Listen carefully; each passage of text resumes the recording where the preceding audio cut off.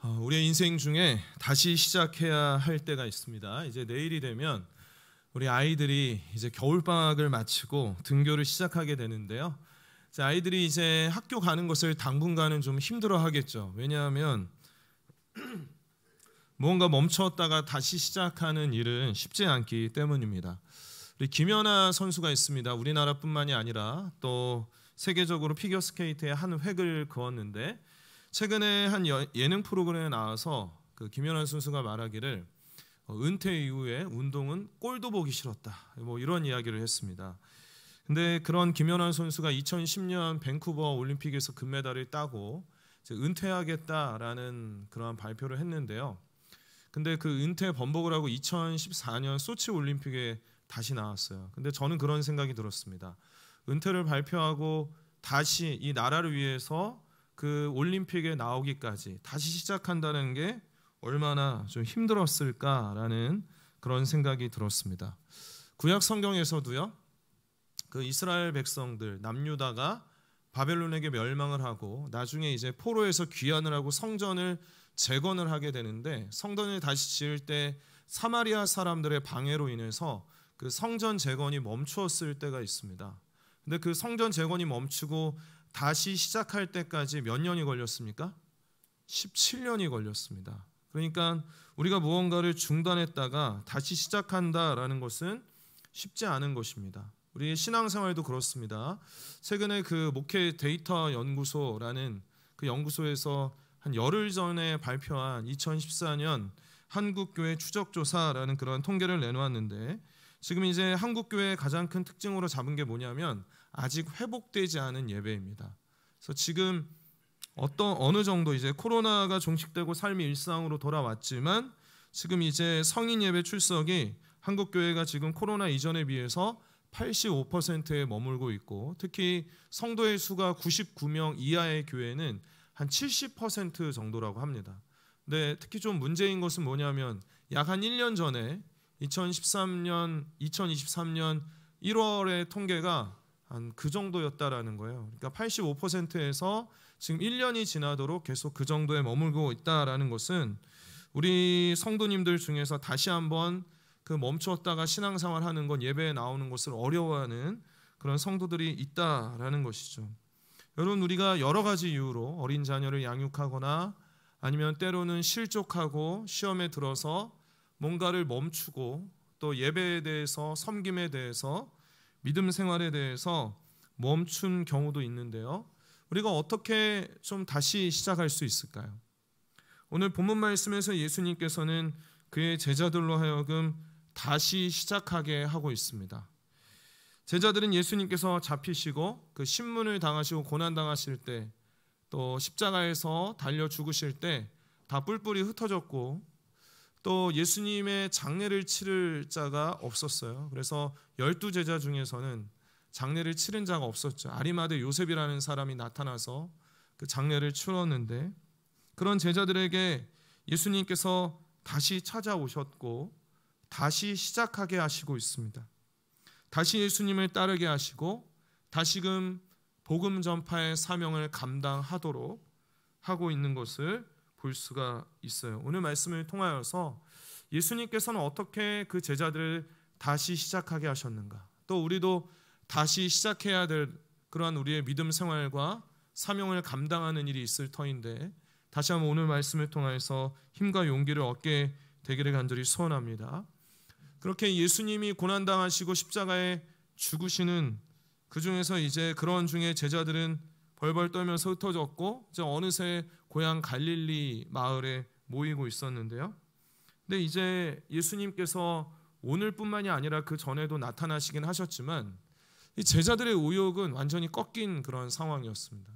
그들의 믿음도 예수님께서 맡기신 내가 나를 사람을 낚는 어부가 되게 하리라는 그 사명을 감당하는 것도 좀 다시 시작할 엄두를 못 내고 있는 그런 상황 중에 있었어요.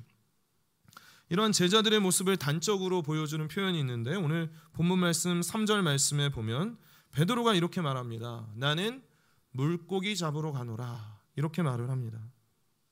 이 말은 무슨 의미를 담고 있을까요? 나는 물고기 잡으러 가노라. 나는 다시 돌아갈 거야. 다 끝났어 이제. 내가 예수님이 뭔가 이 정치적인 메시아로서 한 자리 하시면 나도 뭔가 좋아질 줄 알았는데 나도 다 끝났어. 나 예전에 예수님 만나기 전으로 돌아갈 거야 라는 그러한 표현이죠. 그래서 베드로가 나는 물고기 잡으러 가노라 라고 하니까 다른 제자들도 그럼 나도 함께 가겠다 라고 하면서 이렇게 따라 나섭니다. 여러분, 근데 예수님께서 이 제자들을 부르셨을 때 그 장면을 떠올려 보면 마치 오늘 본문 말씀의 장면과 이게 오버랩이 되면서 보여지는 게 있습니다. 마태복음 4장 18절 말씀부터 보시면 갈릴리 해변에 다니시다가 두 형제 곧 베드로라는 시몬 그의 형제 안드레가 바다에 금을 던지는 것을 보시니 그들을 어부라. 예수님이 이 제자들 베드로를 부르시는 그 장면이죠. 말씀하시되 나를 따라오라. 내가 너희를 사람을 낚는 어부가 되게 하리라 하시니 그들이 곧 그물을 버려두고 예수를 따르니라 했습니다. 그러니까 예수님께서 그 제자들을 처음 부르실 때 그들은 어부였고 예수님을 따를 때 상징적인 표현이 뭐냐면 그동안 살았던 그 매일매일 그물을 쥐고서 배를 타고 바다로 나아가는 게 그들의 삶이었는데 이제는 그 그물을 내려놓았어요. 그리고 이제는 예수님을 따르게 되었다라는 것입니다. 근데 오늘 본문 말씀에 보면 예수님을 따르기 위해서 내려놓았던 그 그물을 다시 집어들죠. 그리고 예수님을 따르기 위해서 떠났던 그 바다로 배를 타고 다시 나가게 되는 것입니다. 근데 그 결과가 어떻게 되었는가 하면 3절 말씀에 보시면 나가서 배에 올랐으나 그날 밤에 아무것도 잡지 못하였으니 라고 했습니다. 베드로와 그 다른 제자들이 이제 다 끝났으니까 나 바다로 돌아갈 거야. 밤새 그물을 내렸으나 물고기를 한 마리도 잡지 못했다라는 것입니다. 여러분, 그들이 얼마나 허무했을까요? 얼마나 허탈했을까요? 여러분, 혹시 낚시를 나가셔서 한 마리도 잡지 못하고 돌아온 경험이 있으십니까? 저는 있습니다. 우리 담임 목사님과 또 부교육자들이 2년 전에 그 안면도로 교육자 수련회를 갔어요. 근데 뭔가 활동적인 게 없을까 으쌰으쌰해서 우리가 내일은 낚시를 하자. 그래서 조그만 배를 타고 이제 좌대 낚시라고 배 타고 하는 건 아니고요.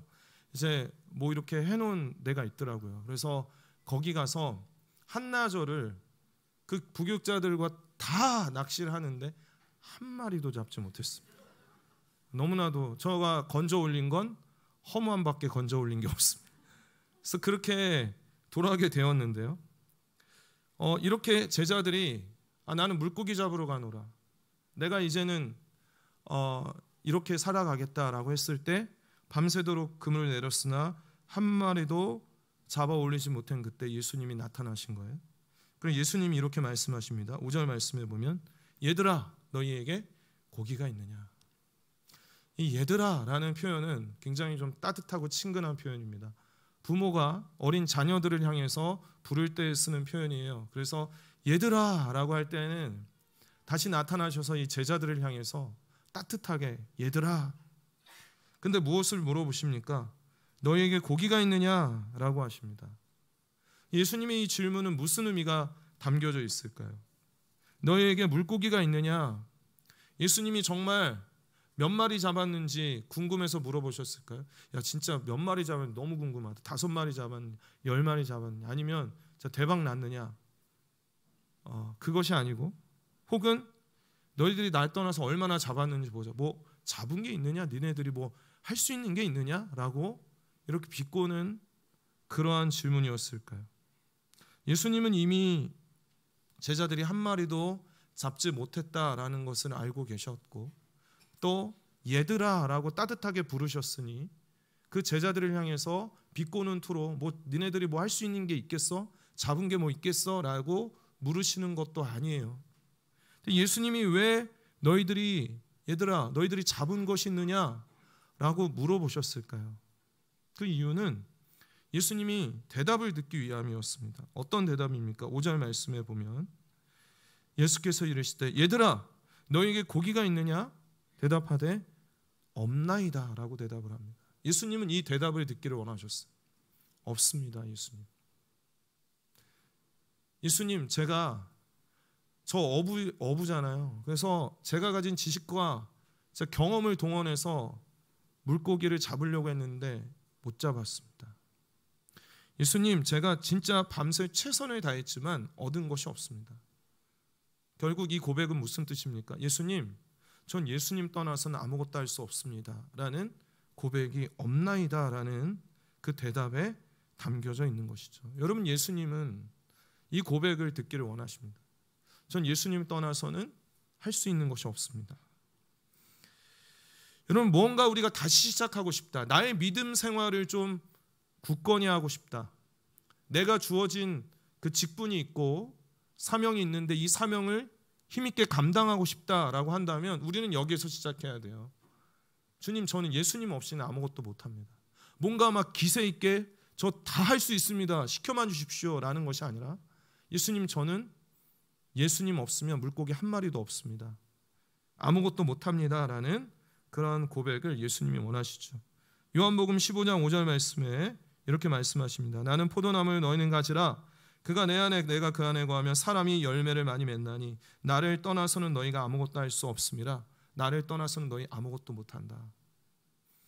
예수님이 이렇게 말씀하셨어요. 그래서 제자들이 없나이다 라고 대답을 하니까 그 이후에 펼쳐지는 장면은 6절 말씀에 보면 이르시되 그물을 배 오른편에 던지라. 그리하면 잡으리라. 이에 던졌더니 물고기가 많아 그물을 들 수 없더라. 배 오른편에 던지라. 그리고 그 말씀대로 행했을 때 물고기를 잡아 올렸습니다. 예수님이 그 제자들을 처음 부르실 때 그 장면과 이 데칼코마니처럼 닮아 있는데요. 누가복음 5장 4절부터 보시면 처음 제자들을 만나시던 그때 말씀을 마치시고 시몬에게 이르시되 깊은 데로 가서 그물을 내려 고기를 잡으라. 시몬이 대답합니다. 베드로죠. 선생님, 우리들이 밤이 새도록 수고하였을 때 잡은 것이 없지만은 말씀에 의지하여 내가 그물을 내리리이다. 그렇게 하니 고기를 잡은 것이 심이 많아 그물이 찢어지는지라. 이 말씀이 예수님이 그 제자들을 처음 만나실 때였습니다. 그때도 제자들은 아무것도 잡지 못한 그런 상황 중이었고, 그때 깊은 데로 가서 그물을 내리라고 하셨습니다.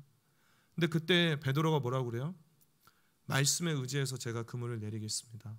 말씀을 듣고 순종했을 때 물고기를 잡아 올릴 수가 있었죠.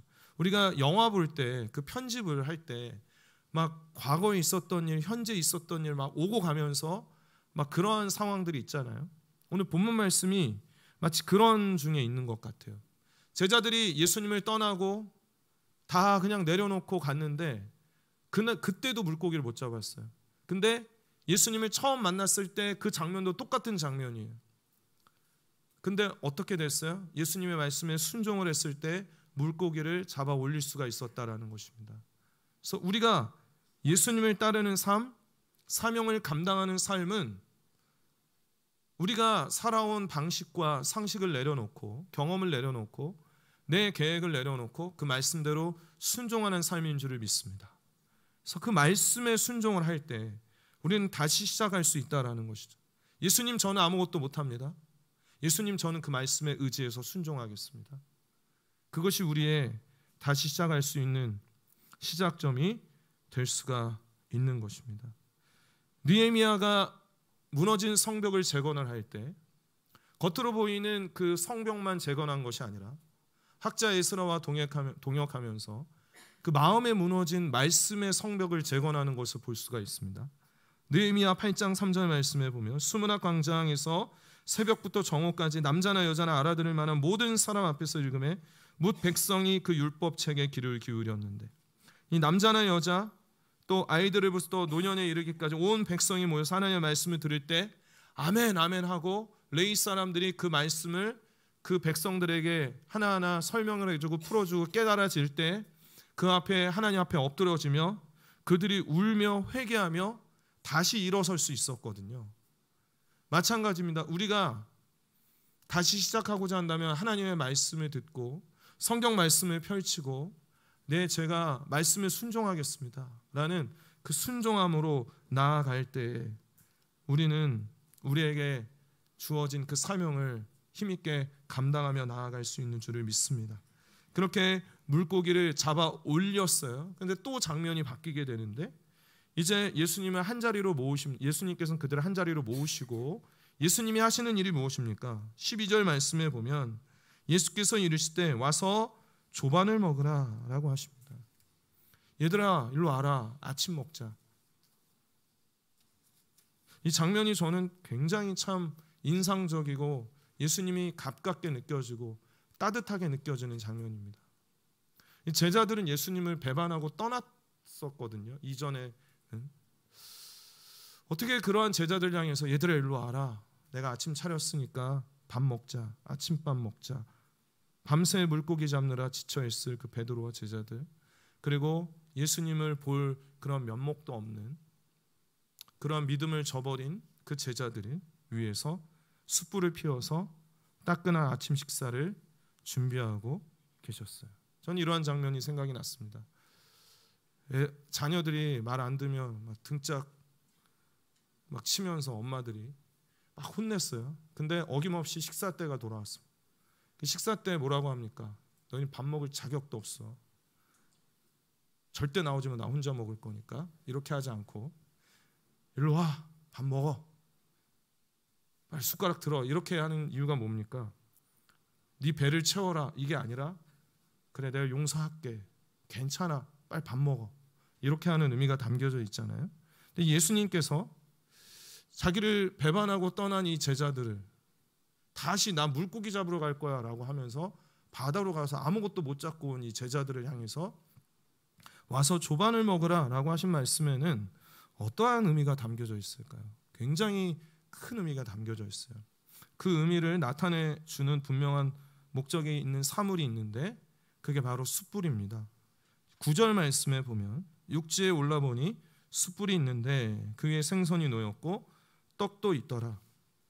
예수님이 숯불구이를 해주셨네요. 그렇죠? 그래서 물고기와 이 떡을 그 숯불에 구워주셨는데요.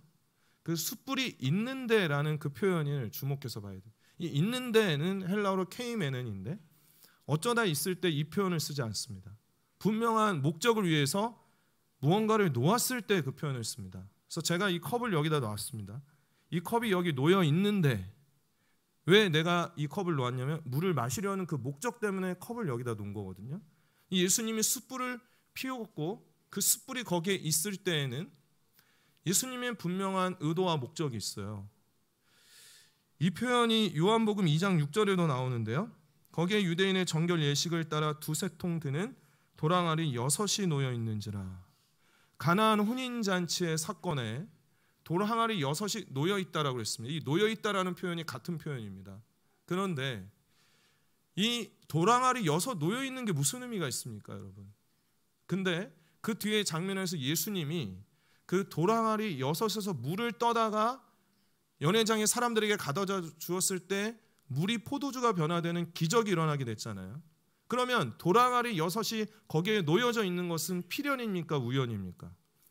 필연이래요. 예수님이 그 도랑알이 6이 거의 놓여 있는 것은 기적을 베풀기 위한 목적을 위해서 거기에 놓여 있는 건데, 마찬가지로 오늘 본문 말씀으로 돌아오면 예수님이 아침 식사를 차려주시면서 숯불을 피워서 거기에 놓으신 이유가 있다라는 것입니다. 그 이유는 무엇인가? 바로 예수님께서 그 제자들을 용서해 주시는 그 용서를 베풀기 위함이었다라는 거예요. 더 나아가서 이 예수님을 부인했던 이 베드로가 3번이나 부인했던 그 장면으로 돌아가 볼까요? 그 자리에도 숯불이 있었습니다. 요한복음 18장 18절 말씀에 보면 그때가 추운 고로 종과 아랫사람들이 불을 피우고 서서 쬐니 베드로도 함께 쬐더라. 음식을 뭔가 물고기를 굽기 위한 숯불은 아니었으나 몸을 녹이기 위한 그 장작을 태우고 나무를 태우는 그 불이 예수님을 부인하는 그 자리에도 있었다라는 것입니다. 근데 예수님을 그 숯불 앞에서 3번이나 부인하는 이 베드로에게 그 숯불을 피워서 아침 식사를 차려주시는, 생선과 떡을 구워주시면서 제자들에게 나눠주시는 그 의미는 얘들아 이리 와라, 베드로야 이리 와, 괜찮아, 네가 나를 3번이나 부인했지만, 이 불 앞에서 나를 부인했지만 나는 너를 용서해. 이리 와서 아침 먹자. 그리고 다시 시작하자라는 예수님의 용서와 예수님의 사랑이 담겨져 있는 장면이 바로 그 아침 식사의 장면이라는 거예요. 이사야 42장 3절 말씀에 보면 상한 갈대를 꺾지 아니하시며 꺼져가는 등불을 끄지 아니하시는, 시편 51편 17절 말씀에 하나님께서 구하시는 제사는 상한 심령이라 하나님이여 상하고 통회하는 마음을 주께서 멸시하지 아니하시리이다. 우리는 여러분 상한 갈대와 같이, 이 갈대는 꺾이면 끝납니다. 근데 상한 갈대와 꺼져가는 등불처럼 우리는 얼마나 연약합니까?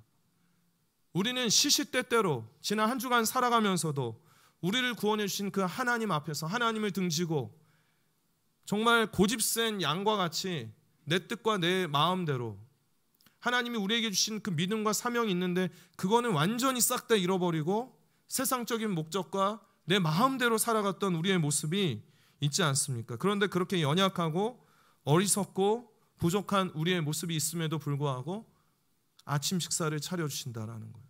우리를 용서해 주신다라는 것입니다. 그렇게 식사를 마쳤습니다. 제자들은 3년 동안 제자들과 예수님과 함께 하면서 많은 식사를 함께 하셨을 텐데 그날의 아침 식사를 절대 잊지 못할 것 같아요. 나중에도 그들의 믿음과 그들의 뭔가 사명을 감당하는 데 어려운 일이 있을 때 그때 아침 식사를 떠올릴 것 같아요. 예수님 진짜 나를 위해서 그렇게 따뜻한 아침 식사 차려주셨던 그때 그 용서와 사랑을 내가 받았는데 내가 힘을 내야지, 나에게 주신 사명을 감당해야지라고 나중에 고백했을 것 같습니다. 그렇게 식사를 마치고 그 식사에 이어서 이어지는 장면이 있습니다. 15절 말씀에 보면 그들이 조반을 먹은 후에 아침 식사 후에 어떠한 일이 있었습니까? 예수께서 시몬 베드로에게 물어보셨습니다. 요한의 아들 시몬아, 내가 이 사람들보다 나를 더 사랑하느냐? 주님 그러하나이다. 내가 주님을 사랑하는 줄 주님께서 아시나이다. 이르시되 내 어린 양을 먹이라. 예수님이 이 아침 식사와 이어지는 장면에서 이 베드로에게 물어보신 거예요. 두 사건이 따로 우리는 해석할 수 없어요. 그러한 용서함 가운데 이 베드로에게 아침 식사를 다 마치고 네가 나를 사랑하느냐? 예, 예수님. 왜 3번 물어보셨을까요? 역시 베드로가 3번 부인했기 때문에 완전한 용서와 사랑을 의미하기 위해서. 그리고 이 베드로는 어떻습니까? 나중에 초대교회의 리더가 되는데 이 초대교회 리더로서의 그 어떠한 문제를 완전히 종식시켜 놓기 위해서 베드로 예수님도 부인했는데 무슨 초대교회 리더라고 할 수 있어? 이러한 이야기들이 없게 하기 위해서 요한복음 마지막 장에 이 베드로는 완전히 용서받았고 다시금 사명을 붙들었다라는 사실을 분명히 보여주기 위한 목적도 오늘 21장에 이 장면이 있습니다. 그래서 이 베드로를 부르실 때 시모나라고 부르십니다. 이 시모나라고 부르시는 그 이유도 있어요. 평소에는 베드로라고 부르시다가 시모나라고 부르시는 것은 예수님을 만나기 전에는 이 베드로의 이름이 시몬이었고 베드로가 예수님을 따르게 되었을 때 내가 너를 게바라고 부를 거야. 이 게바는 반석이라는 뜻을 가지고 있는데 헬라어로 표기를 하면 베드로고 영어는 피터죠. 그래서 그 전에 시몬이라고 부르는 것은 베드로한테 이렇게 얘기하는 거예요. 너 나 처음 만났을 때 한번 생각해봐라. 내가 너 처음 불렀을 때 한번 생각해봐라. 그때 내가 너를 불렀지 않니? 그때 내가 너를 사람을 낚는 어부로 내가 너를 불렀지 않느냐? 네가 나를 사랑하느냐? 그러면 내 양을 먹이라, 내 양을 치라. 다시금 그에게 주신 사명을 리마인드하게 하시고 그 사명을 붙들고 살아가게 하는 것입니다. 여러분, 예수님의 용서를 떠올릴 때 우리에게 주신 그 참된 구원에 대한 믿음과 사명은 더 깊어지고 회복되는 줄을 믿습니다. 그래서 여러분이 여러분의 신앙생활이 뭔가 멈춰져 있을 때 여러분이 주신 그 직분과 비전, 사명을 우리에게 주신 이 사명을 함께 감당하며 나아갈 때 좀 어렵고 힘이 들어서 멈춰져 있을 때 다시 시작할 수 있는 것은 나는 아무것도 할 수 없다라는 그 고백과 말씀의 순종함과 나를 용서해 주신 그 예수님의 그 사랑을 기억할 때 우리는 다시 시작할 수 있는 줄을 믿습니다. 이 장면 이후에 예수님께서는 이제 그렇게 제자들에게 사명을 맡기고 승천하셨어요. 이후에 무슨 일이 있었습니까, 여러분? 베드로는 다시 시작했습니다. 그의 믿음과 사명이 다시 살아났습니다. 나는 물고기 잡으러 가로나 과거에 예수님 만나기 전으로 돌아가려고 했던 그들을 예수님은 찾아오셔서 없나이다, 나는 예수님 없이는 아무것도 못합니다라는 고백을 들으시고 말씀에 순종하게 하시고 아침밥을 차려놓으시면서 내가 이제 완전히 용서했다, 그리고 내 양을 먹이라 치라, 사명을 회복하게 하셨어요. 그 이후에 이제 베드로는 초대교회 리더가 되어서 너희가 회개하고 각각 예수 그리스도의 이름으로 세례를 받고 제사함을 받으라 라고 외쳤을 때 3,000명이 그 자리에서 한꺼번에 주님 앞에 돌아오는 역사가 일어났고, 베드로가 가진 것은 없었으나 성전 미문에 앉아 구걸하는 그 안진뱅이에게 나에게는 음과 금은 내게 없거니와 내게 있는 것으로 내게 주노니 나사렛 예수 그리스도의 이름으로 일어나 걸으라, 예수님의 그 이름의 능력을 선포하는 삶을 살았고, 그 베드로가 나중에 관리들과 장로들에게 붙잡혀서 옥에 갇혀가는 그 중에도 내가 보고 들은 것을 말하지 아니할 수 없다, 다른 이로서는 구원을 받을 수 없나니 천하 만민 중에 그 어떤 것도 예수 그리스도의 이름 외에는 구원의 이름을 주시지 않았다라고 담대하게 선포하며 초대교회의 역사를 세워가고 이루어가는 베드로로 살아갈 수 있었던 것을 우리가 보게 됩니다. 여러분 무엇이 여러분의 신앙을 멈추게 만들었습니까? 무엇이 여러분의 사명을 감당하는 것을 두렵게 만들고 있습니까? 오늘 말씀에 제자들에게 다시 찾아오신 그 예수님을 떠올리며 예수님 없이는 아무것도 할 수 없다라는 것을 고백하며 순종함으로 그 용서를 기억함으로 다시 한번 시작하는 우리 흩어진 화평 가족들 되시기를 간절히 소원합니다. 함께 기도하겠습니다.